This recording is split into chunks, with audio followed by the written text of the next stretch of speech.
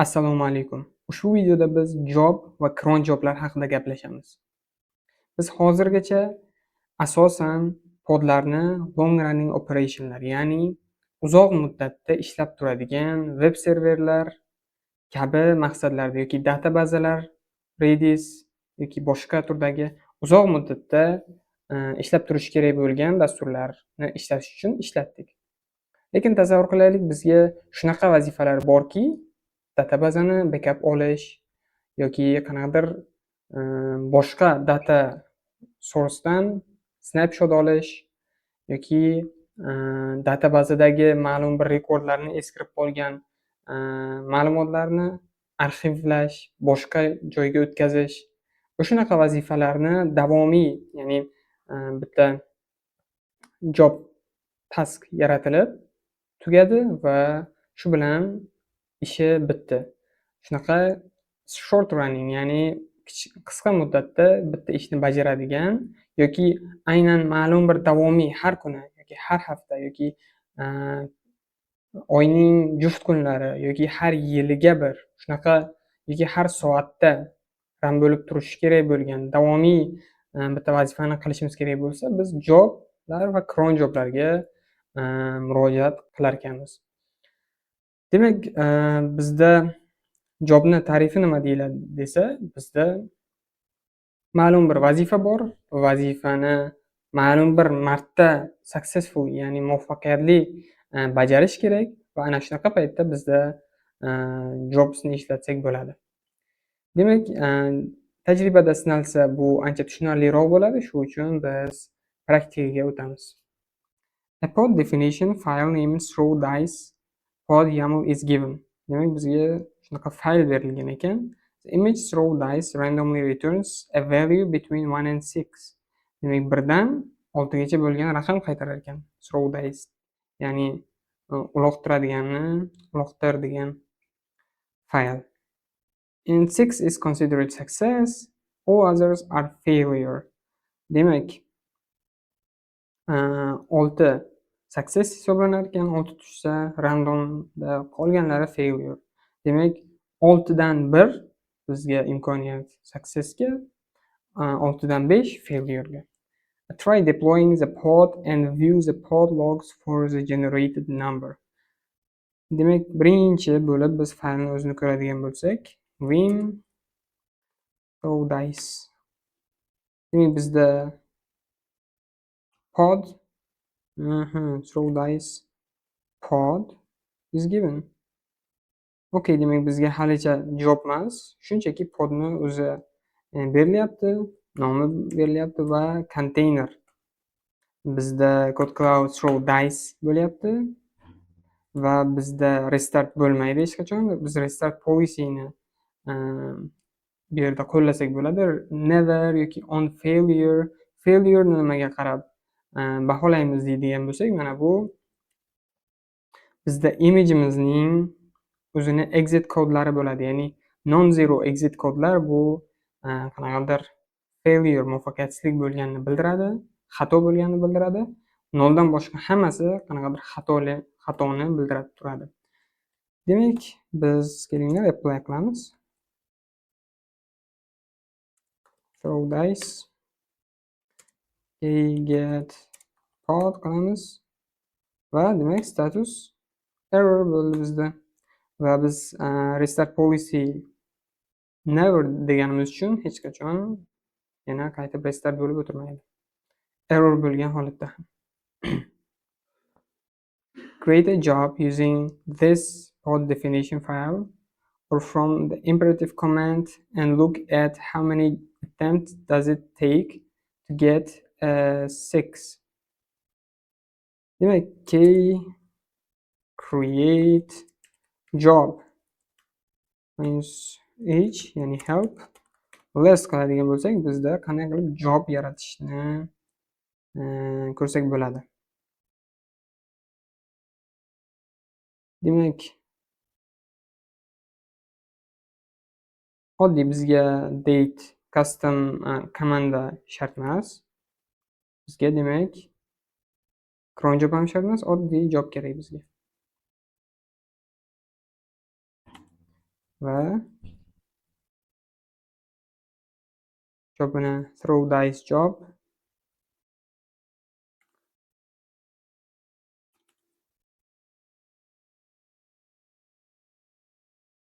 Demak, image bizga bo'ladi code cloud throw dice.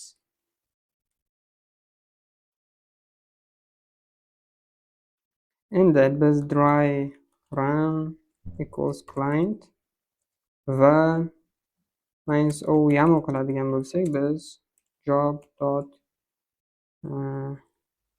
throw dice qilaylik. YAML va men throw dice qiladigan bo'lsak, bizda job yaratildi. Specification ichida template berildi. Template ichida metadata berilishi shart emas, bo'sh. Demak, specification container, mana shu container, resource limitlar biz bermadik, shart emas. Va bizga bir marta completion bo'lishi yetarli. Biz ya'ni aynan mana shunaqa 6 tushishi 6 marta takrorlansa, 10 marta takrorlanguncha bajarishni aytishimiz mumkin jobga. Lekin biz hozircha default holatda bitta completion'ni o'zi yetadi. Yana biz necha marta failure bo'lishi, ya'ni xato, masalan, doimiy 100 marta xato bo'lsa, bo'ldi, umid yo'q degan ma'noda bunga ham limit qo'ysak bo'ladi. Va endi apply -ftd job qiladigan bo'lsak va bizda hozir nima jarayon kechadi? Birinchi job yaratiladi. Demak, job parallelizm yo'q bizda. Parallelizm 1 turibdi, ya'ni deylik bizda completionlar juda ko'p bo'lsa, 10 ta bo'lsa, biz bitta qiladigan bo'lsak, juda sekin bo'ladi. Juda ineffektiv bo'ladi. Lekin bizda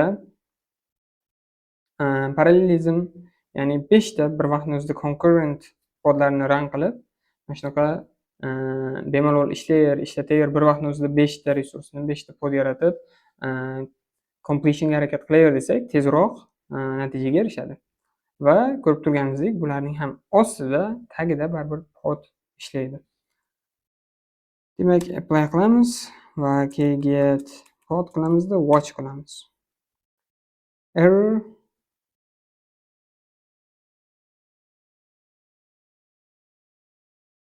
xato.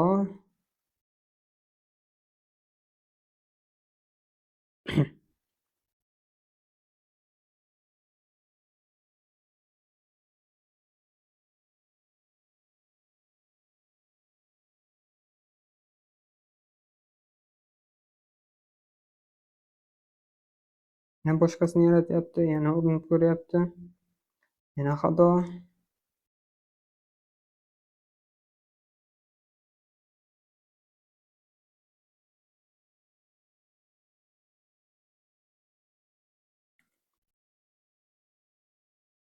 Demak, shunaqa qilib, ancha urinishlar qilib, ya'ni bizda to'g'ri ishlash ehtimoli 6 dan 1 atigi. Demak, 1 dan 5 gacha tushish ehtimoli 6 dan 5. Shuning uchun ancha uzoq kuttiradi bu. Ya'ni bu qanday implement qilingan bo'lishi mumkin bu image? Ya'ni agar random bitta son tanlaydi, agar 6 bo'lsa exit code 0 bo'ladi. Sistemaga shunaqa signal yuboradi. Agar 6 bo'lmasa, boshqa status kod bilan exit qiladi, ya'ni dasturni tugatadi va operatsion sistemaga signal yuboradi shunaqa. Operatsion sistema buni success kodmi yoki error kodni aniqlaydi 0 ga yoki 0 emasligiga asoslanib. Chiroyliroq bo'lishi uchun watch dan foydalanamiz va kubectl qilamiz.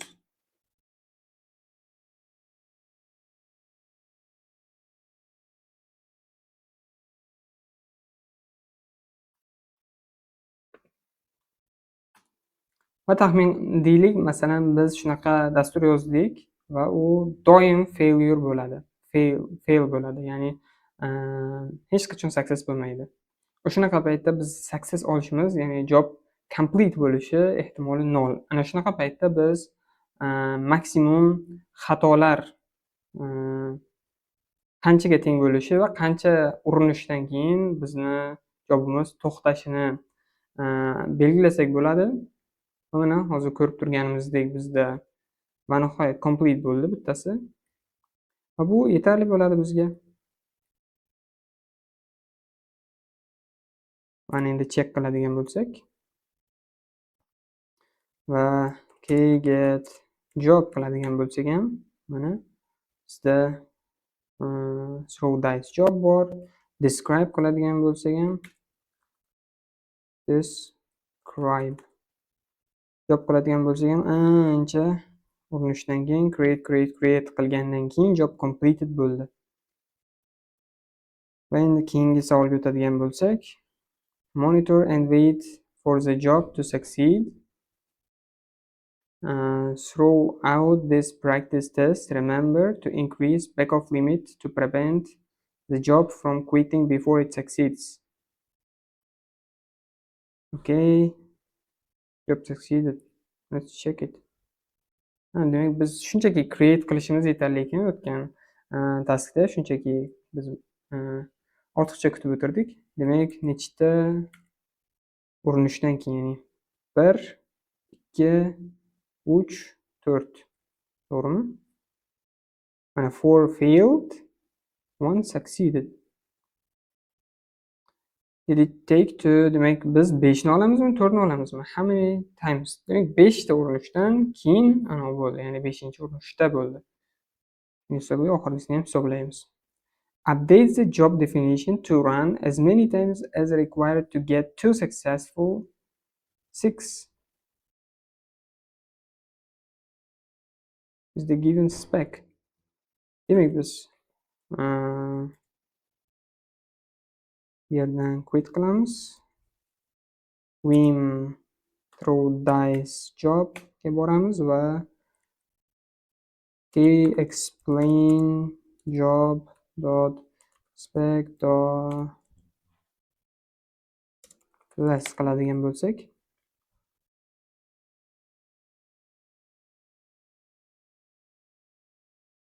demak bizga completions degan field kerak specification ichida va bizga ikkita completion kerak bo'ladi. Lekin bu ancha uzoq vaqt oladi, chunki biz parallelizm qo'shmayapmiz hali beri. Kelinglar qo'shamiz, balkim xato bermas. Parallelizm qo'shganimiz uchun job succeeded true, okay. Demak parallelizm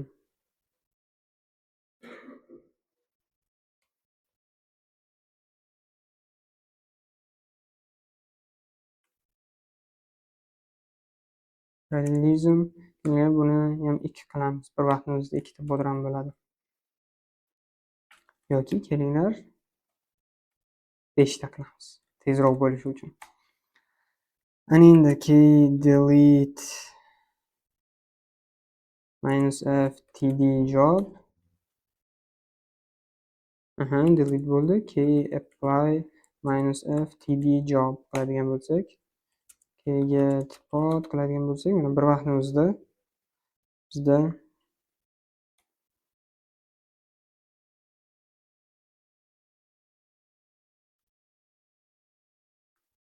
demak watch ishlatadigan bo'lsak, demak bir vaqtning o'zida bizda qancha bo'lyapti?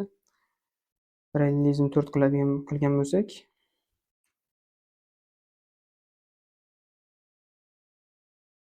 burchi 4 tani hammasi fail bo'ldi.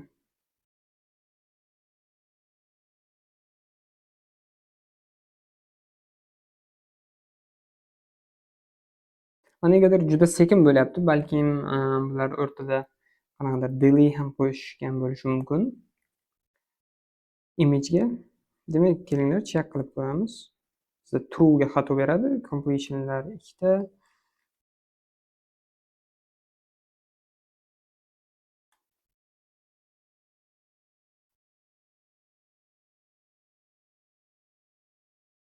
Kelinglar, yaxshisi yana ham oshirish uchun birinchi delete qilamizda vim td jobga kiramizda endi parallelizmni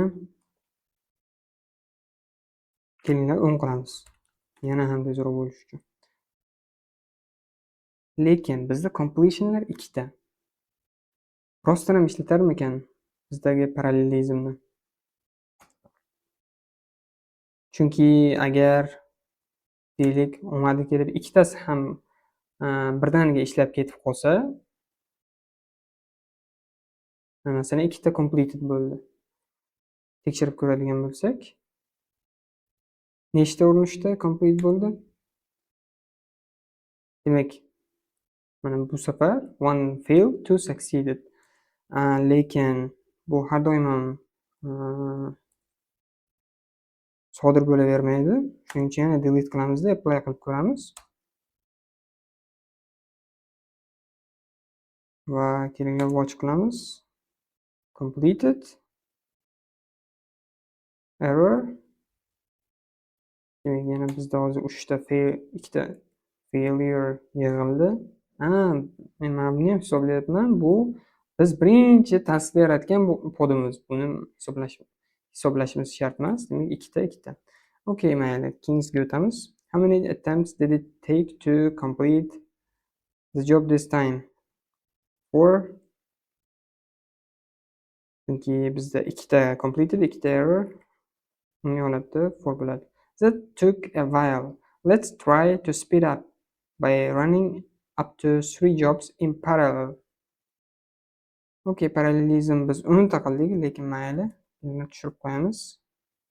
For the sake of mana bu qizil, mana bu to'g'ri bo'lishi uchun.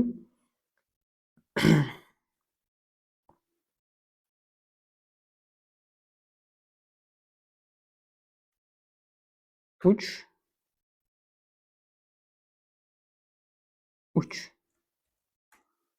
Ana endi key delete minus f td job va key apply minus f td job. Demak, endi watch qiladigan bo'lsak yana xato. Kelinglar, key delete pod throw dice podni o'chiramiz. Ko'rinishidan ancha bizga vizual osonroq bo'ladi shunda. Bittasiga chalg'iymiz. Demak, endi parallelizm true bo'ladi. Completion true bo'ldimi? Yo'q-ku.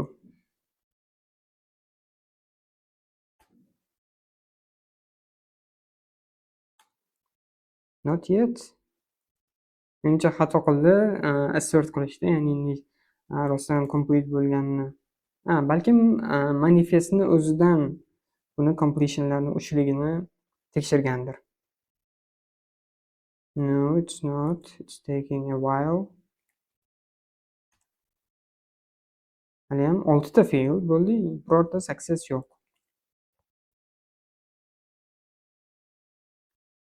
Let's now schedule that job to run at 9:30 da har kuni run bo'lishi kerak ekan. Create cron job for this. Cron job qanday yaratiladi? Kelinglar, birdaniga cron job qilib qidiramiz dokumentatsiyasidan va cron jobning qanday qilib yaratilishini ko'ramiz. Lekin bizda manifestning o'zi ham bor edi, ya'ni key create job list qiladigan bo'lsak, bizda qanday qilib cron job yaratishamiz. Bizda template dan olsa bo'ladi. Endi shundan foydalanib ko'ramiz.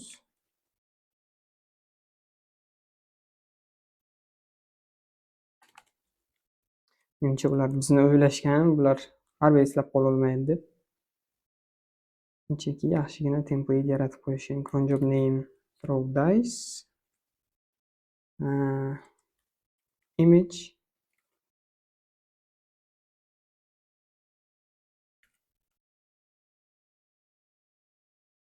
try run then client va -o YAML bo'ladi va throw dice cron deb nomlaymiz buni. Vim okey, mayli. Imageni hozircha bermay turamiz. A cron job not found. Mayli, dokumentatsiyasiga boramizda cron job shunchaki copy qilamiz va vim deymizda cron.yaml va shunchaki paste qilamiz. Demak, bizda versiyasi batch version 1 cron job va bizga nomi boshqacha bo'lishi kerak. Nomi throw dice cron job bo'lishi kerak. Ana endi schedule bizda qaysi biri qayerdan anglatadi? Ya'ni bizga birinchi kichkinalardan boshlab kattalarga boradi. Demak, bizga minut 30 yozamiz birinchi yulduzchani o'rniga.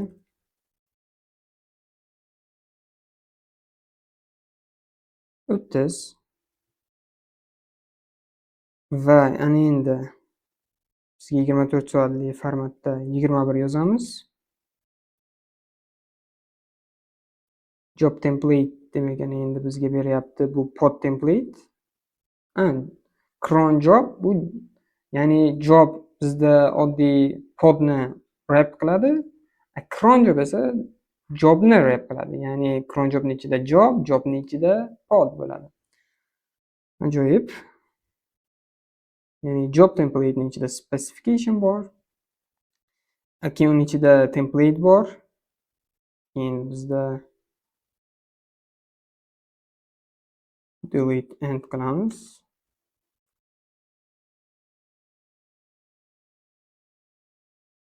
Endi throw dice ni birga qo'yamiz. Throw dice. Image pop policy bilmadim. Bizga komanda shart emas, demak buni o'chirib tashlasak bo'ladi. Restart policy on failure bizga aytganmi qaysi? Kelinglar, on failure bo'lsa never qilamiz. Restart policyni, ya'ni agar fail bo'lsa aynan o'sha podda container restart bo'lsinmi yoki shunchaki bu error state tursinda boshqa pod yaratilib boshqa konteynerda run bo'lsinmi degan narsani bu konfigure qiladi. Demak, bizga adashmasam mana 30 21 cron jobni mana bu schedule ham berilgan ekan. Mana endi k apply -f cron.yaml qiladigan bo'lsak, cron job yaratildi. K get cron degan bo'lsak, cron job nomli qisqartirsam bormikan? Cron job bor ekan. Zo'r, ajoyib. Demak, tekshirsak bo'ladi. Va shunday qilib basic job va cron joblarga kirish qildik. Shunday qilib vazifalarni ham bajardik. Ancha qiziq bo'ldi degan umiddaman. Keyingi videolarda ko'rishguncha rahmat.